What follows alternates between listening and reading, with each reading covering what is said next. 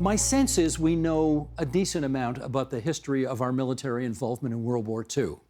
How would you characterize what Canadians know, Arne, about our post-World War II military engagements? Well, to be succinct, virtually nothing. I come right out of the gate saying honestly that I don't think we pay virtually any attention to that, certainly not in a lot of classes that I'm familiar with, nothing directly. And in part it's because I think the narratives are quite different, right? Canada's service in places like Korea, those Canadians that volunteered for Vietnam, our engagements later in the 1990s, they didn't fit the narrative of sort of clean victory of morally and ethically correct wars. They were nasty in a lot of ways, politically nasty as much as anything else. And I think Canadians maybe are innately uncomfortable with that, particularly where we weren't peacekeepers, as the myth goes. So I think they're really largely neglected. That's been my experience on the front lines as a professor in the proverbial trenches, but also just in general with the Canadian public. I don't think we pay any attention to that sort of stuff.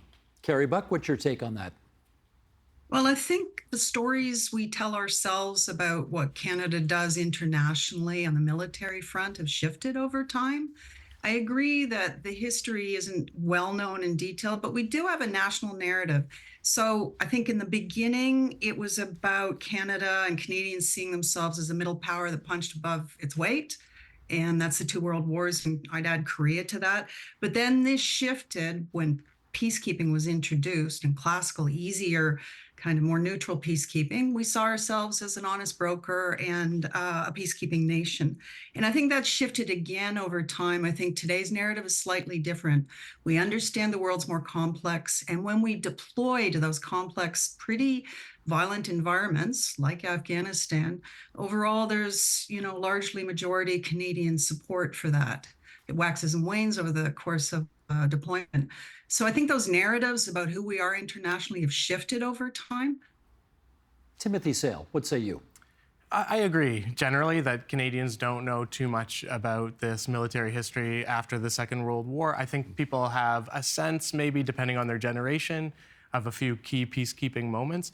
But there's not a lot of awareness of what the Canadian military was doing for these decades and decades after the Second World War. And I think that's a shame because even when those forces were not deployed as part of peacekeeping operations or other military operations, they were still serving a purpose and they were still shaping the world they live in. And so Canadian military operations after the Second World War, I think, have shaped our world more than Canadians realize.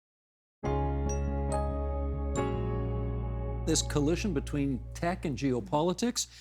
We've heard some examples from George. You want to, anything else on your list you think we ought to know about that we need to add to it? I definitely add chips, semiconductors.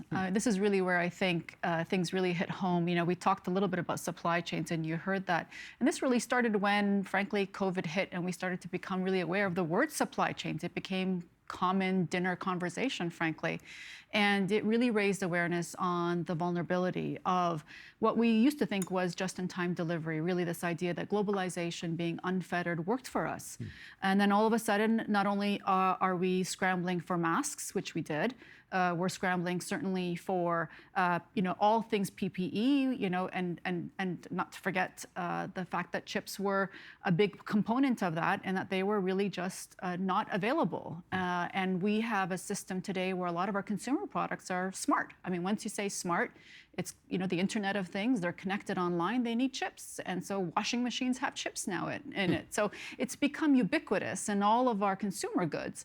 And so what COVID did was really opened our eyes to this vulnerability and this nationalism of making sure that our supply chains are secure and safe, and just-in-time delivery no longer sufficed, not for the average person and certainly not for policymakers. And it became suddenly a national security interest. And so geopolitics and national security really came to light, I think, because of COVID. Not to say that it hadn't preceded that with Trump's trade wars, which he started with China initially back in 2018, but it just hit home. And lastly, I'm going to put in there is populism. Let's not forget, because at the end of the day, this idea of relying on external sources, this idea of relying on unfettered globalization, just no longer was something that I think the average public was going to put up with. What do you think of when you think of Ontario?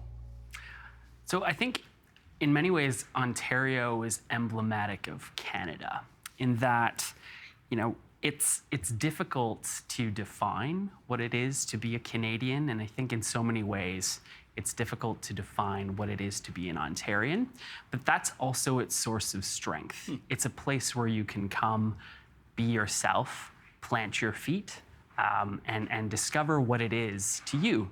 And so I think that is actually one of the distinctive strengths of Ontario. All right, Amanda, you come at it with a distinct and unique approach in terms of Ontario. When you think of Ontario, what do you think? Yeah, I think it's a little bit different for me because I'm a Francophone, so Franco-Ontarian, but I do identify with Ontario, although more as a Canadian, but I do think as an Ontarian, the more I travel, the more I realize how being Ontarian is really being flexible and fluid and learning about and knowing about so many different cultures and being adaptable. And I found that as I travel the country and internationally, being Ontarian is what gave me those opportunities to be so comfortable in any setting.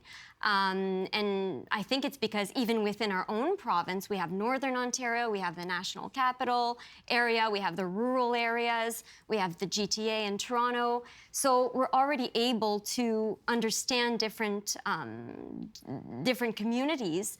And so that really, to me, it's being flexible and fluid and very adaptable.